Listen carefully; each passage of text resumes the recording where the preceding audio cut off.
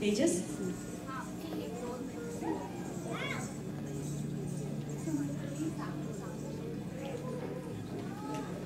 तेजसनी जे चित्र काढलं आहे त्याच्याबद्दल ती सांगते की लग्न झालेल्या मुली श्रावणात माहेरपणाला माहेरी येतात, खेळ खेळतात. आवाज ऐकू येत नाहीये. हे माईक बदलला तरी पण आवाज ऐकू येत नाही. जवळ घे. अजून किती जवळ घे. लग्न झालेल्या मुली आता आला.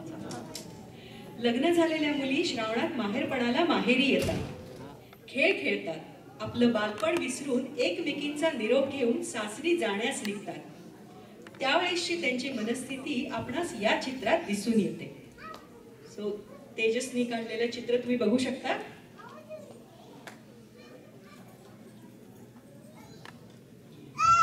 शब्द, नाद, रंग, रूप, रस, गंध आणि स्पर्श यांचा अविरत चाललेला खेळ आणि कल्लोळ म्हणजे आपलं जगणं.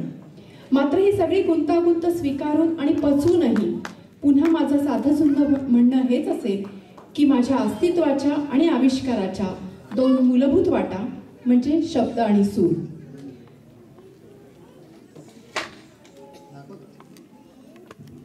तेजस पाटील आपलं चित्र दाखवतात आपल्याला.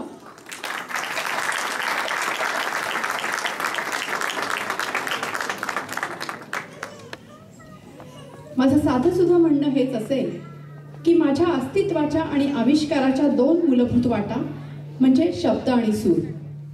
सुधीर मोघे आपल्याला सांगतात, कवी, गीतकार, संगीतकार या माझ्या तीनही भूमिका आजवर साकार झाल्या आणि पुढेही होत राहतील त्या प्रामुख्याने या दोन प्रेरणातूनच.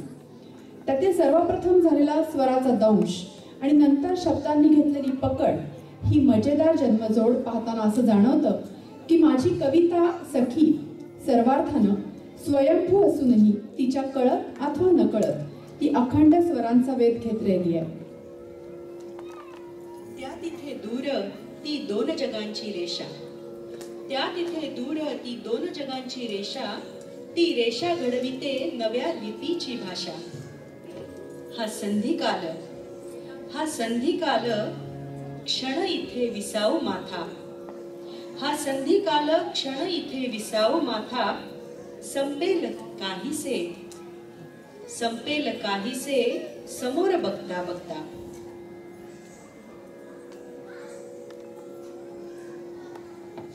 दुसऱ्या कवितेत सुधीर मोघे म्हणतात, जगण्याला लोभच स्वप्नांचा आधार, मिटताच पापण्या स्वप्ने अपरंपार.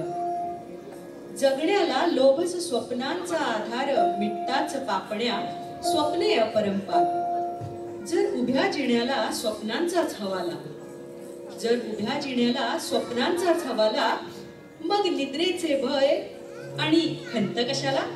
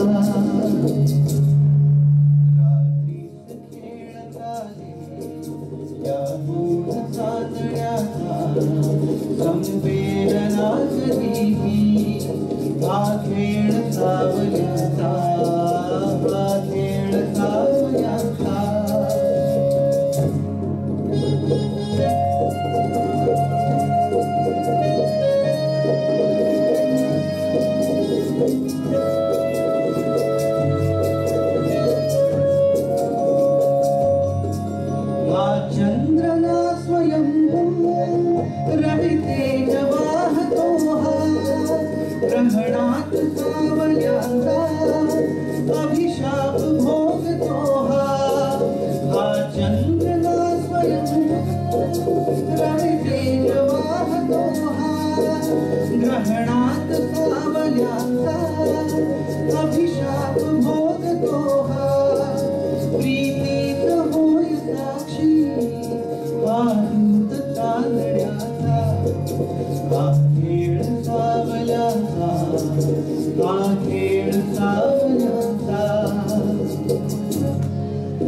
रात्रीच खेळ चाले या गूढ चांदण्याचा संपेल ना कधी हा खेळ सावल्यांचा हा खेळ सावल्यांचा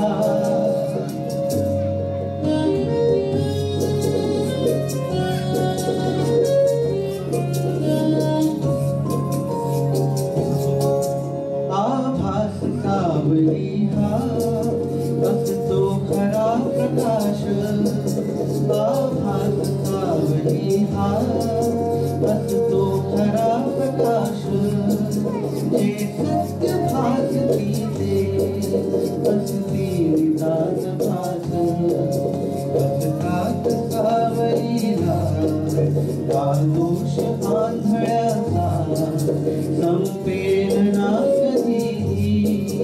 हा खेळ सावल्यांचा हा खेळ सावल्यांचा रात्रीच खेळ चाले या गूढ चांदण्याचा संपेल